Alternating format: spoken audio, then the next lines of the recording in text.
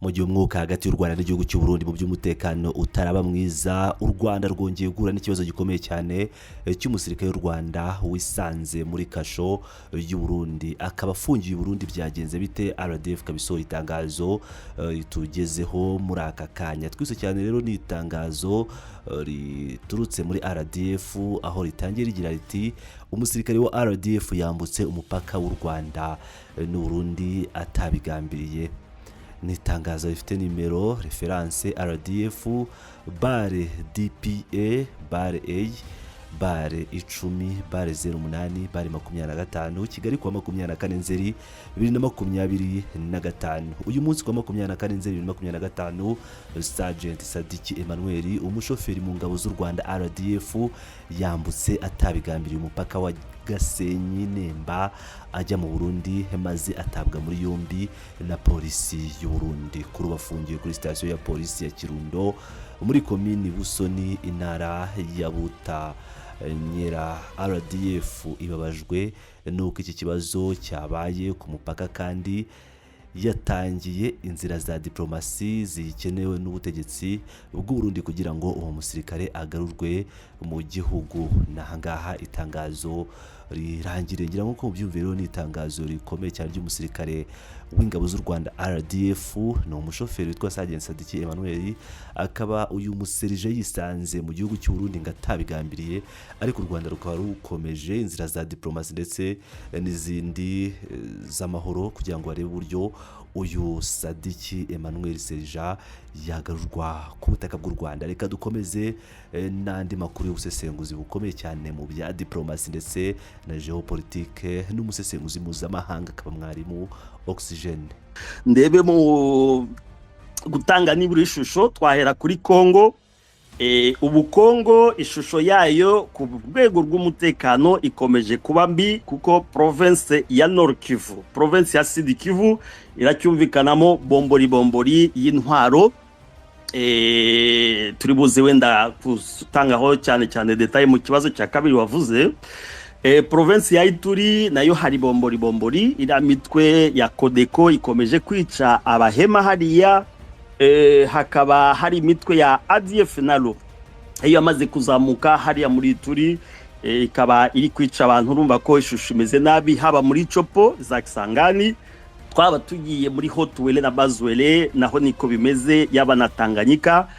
Tanganyika bu yahungiyemo ingabo nyinshi zatsinzwe i Bukavu, zinanirwa guhagarara Uvira, ziragenda za Kalemi, bari kuzana umutekano muke ukomeye cyane. Alors ngiyo ishusho ya kabiri rero muri Kongo ni M23 ikomeje kwiyempoza, ikaba ubikontrola province ebyiri. Nabyo twabivuga muri cadre sécuritaire nyine iyo shusho, byo turaza kubivugaho birenze cyane. Tukaza kuvuga ira mitwe nyine za ADF za Kodeko bakomeje kubuza umutekano kandi zikomeje kuba active. Ku rwego rwa politique rero, Tshisekedi ari kugerageza ibyari byose ukuntu yakora rétablissement ya autorité de l'État mu gihugu, ariko nta bushobozi afite, bitewe nuko igisirikari, ngira ngo mwese mwakurikiye Gouverneur Luboya, gouverneur militaire wa Ituri, ko yavuze ati ingabo ntizihembwa, ingabo nta ration zigira, nta bikoresho, uniform ntazo. Ngira ngo iyo video twese twarayikurikiye, kandi akaba hari ikibazo cya ruswa gikomeye cyane gituma ingabo za FARDC muri cadre yo rétablir autorité de l'État, President Tshisekedi adashobora kuba yazana umutekano mu gihugu.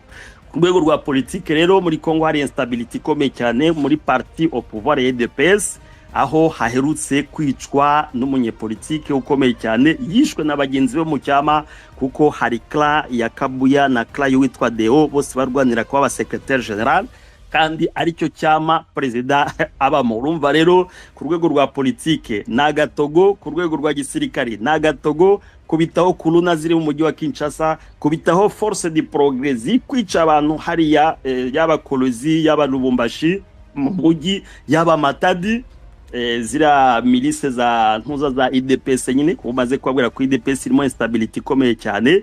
Hakaba n'ikibazo gikomeje kuzamuka kivangura ry'amoko rikomeye haba muri leta haba mu ma province ayo ari yo yose. Ikindi rero twatanga ishusho ni alliance iherutse kuba hagati ya Fayulu na Tshisekedi mu cyo bagiye gucreya ngo kitwa Camp de la Patrie, kigiye gusimbura Union Sacrée. Ira Camp de la Patrie nyirango tuzaza kwivugaho kuko ira Camp de la Patrie ni ikintu bakopiye cyabaye hote na kubwamo butu 96 AFDL yinjira, Tshisekedi ise wa Felix nawe niwe wagiye kwa Mobutu, nk'ukuntu Fayulu yagiye kwa Tshisekedi nawe yari opoza, barahura ngo kugira barwanye Kabila waruje muri AFDL, bakora nabo Camp de la Patrie. Donc Tshisekedi il a copié ibyo se yakoze 96. Tusabivugaho ntabwo ari ariko ni muri cadre yo gutanga ishusho nyine ukuntu hari bari gukora les alliances contre nature kandi zidashobora guhagarika ko twavuga AFC M23 ukugiye.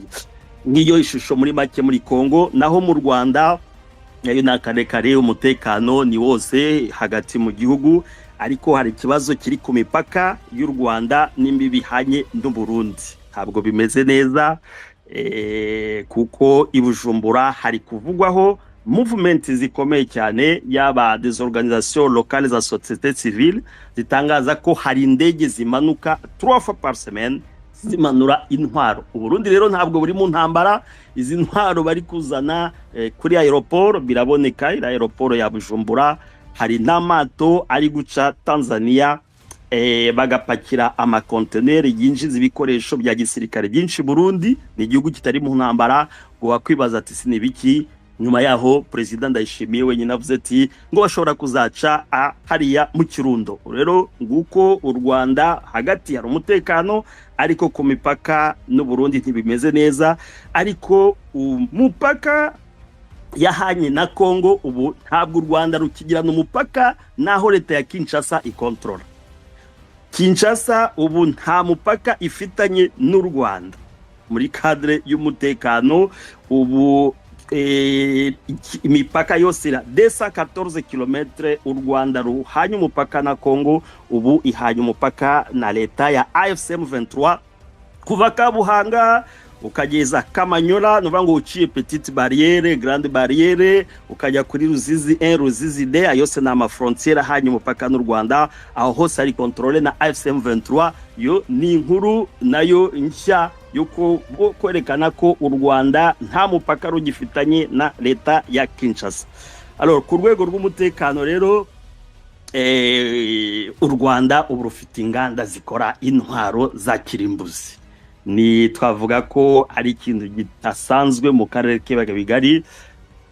Uganda yagerageje gukora imodokari zimeze nk'ama tanke za autoblende, ariko u Rwanda rubaye igihugu cya mbere rukoze intwaro zimwe nk'izo Israel ikora, nk'izo Ubufaransa bukora, nk'izo Amerika ikora. Iyo nayo ni ishusho y'akarere mu rwego rw'umutekano, kandi ingabo za RDF zikomeje kurinda ubusugire bw'igihugu n'ibindi bihugu, ziri Mozambique, ziri Centrafrica n'ahandi. Iyo ni kuri ishusho y'u Rwanda ku rwego rw'umutekano. Kandi akaba ari icyegeranyo giherutse gusohoka kivuga ko u Rwanda ari cyo gihugu cya mbere muri Afrika kirinzwe ku rwego rwo hejuru, haba mu kirere cyacyo, haba ku butaka, haba no ku mipaka. Cyo ntabwo ari oxygene, ni icyegeranyo cyasohotse cy'aba specialiste mu byerekeranye na defense na security. Ku rwego rwa politique rero FPR ni parti politique imwe ikomeye cyane mu byama bikomeye ku isi stable. Yagize politique yakoze za reforme nyinshi zagezweho, haba muri secteur ya economie, haba muri finance, haba muri migration, haba mu rwego rwa justice, haba muri sociale no mu nzego z'umutekano. Ngiyo ishusho yo mu karere ku rwego rw'u Rwanda. Tugiye Burundi rero navuga ko ku rwego rw'umutekano u Burundi bubangamiwe nabwo na groupe bita Red Tabara ikomeje gukanga leta ya CNDD-FDD.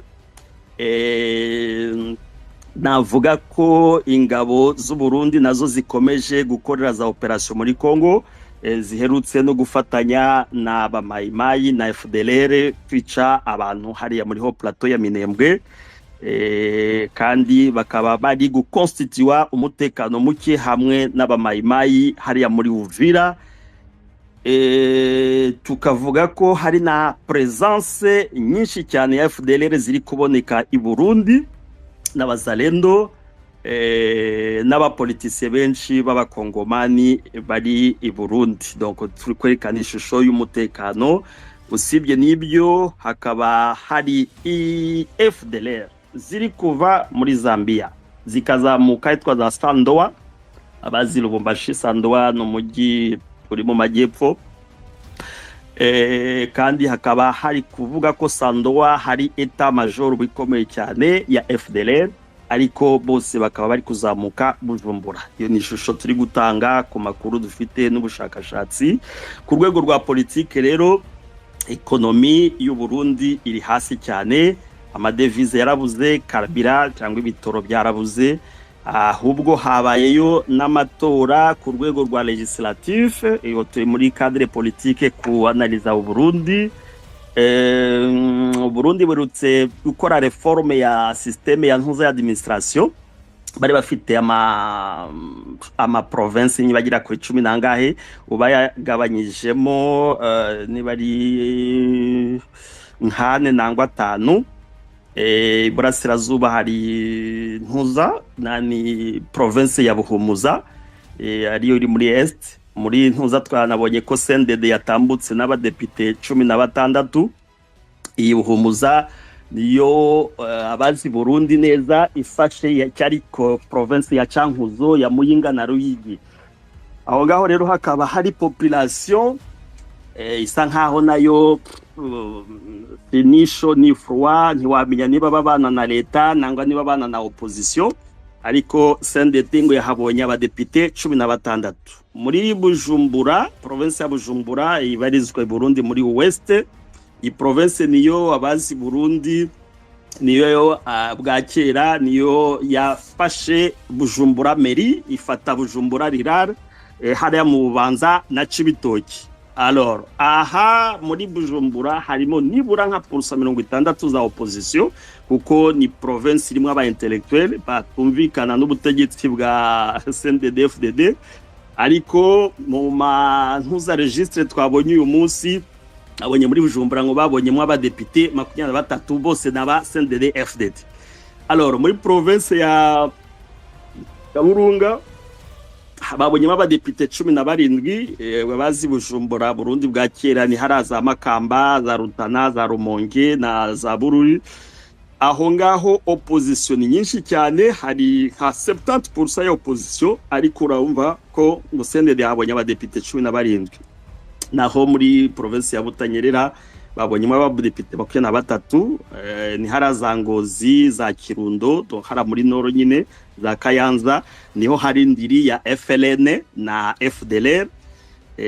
Banyemo abadepite 23. Ngo na Gitega rero ariyo province ya originaire ya president, kandi hakaba arimo opposition nibura ya nka 60. Babonyemo abadepite 21. Atazi Gitega, donc ni Gitega nyine na Muramvya, Mwaro na Karusi. Alors ngiyo ishusho y'u Burundi muri cadre ko dusobanura nyine mu karere.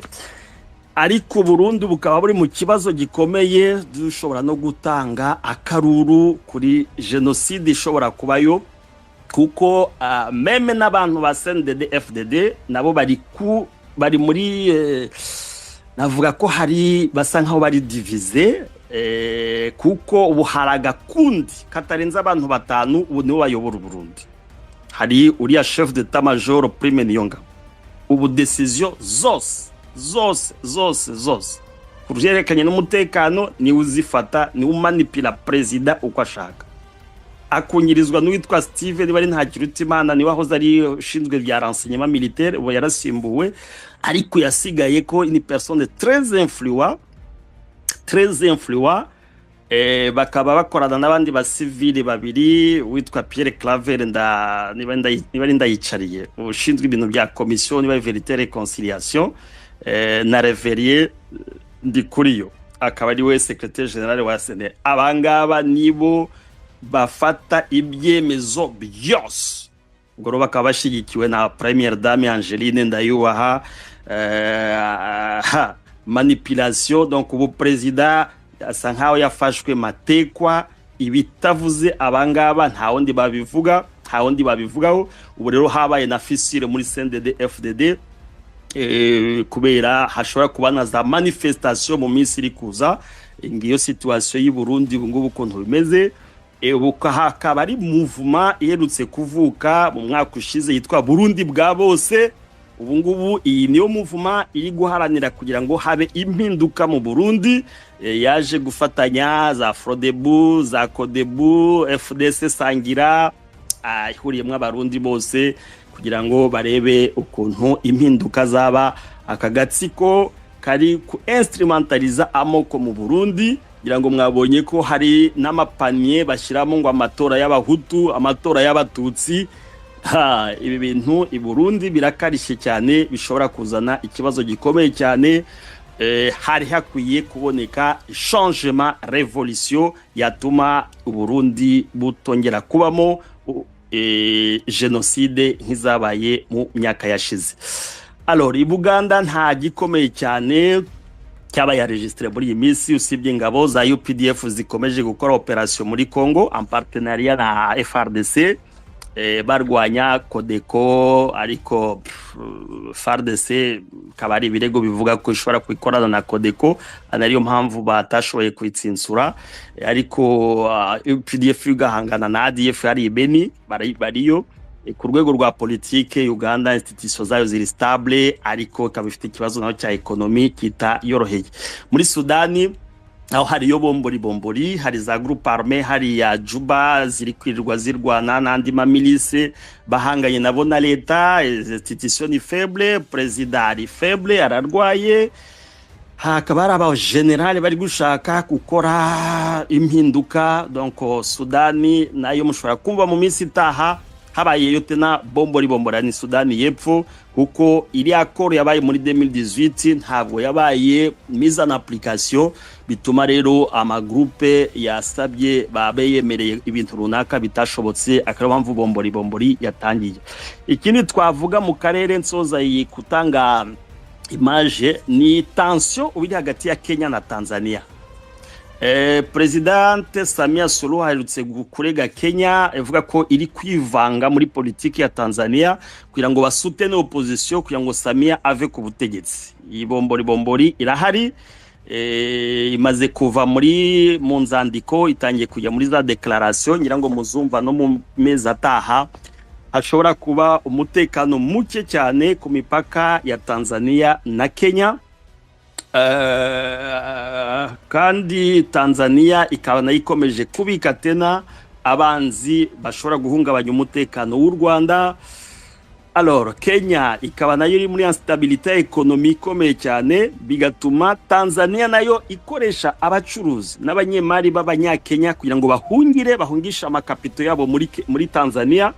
Donc urumva hari bombori twaza ko hari za reforme president Ntuza yakoze mu rwego rwa economy Ruto, n'imisoro myinshi cyane, bagahunga bakakura amafaranga yabo muri Kenya bakajyana muri Tanzania.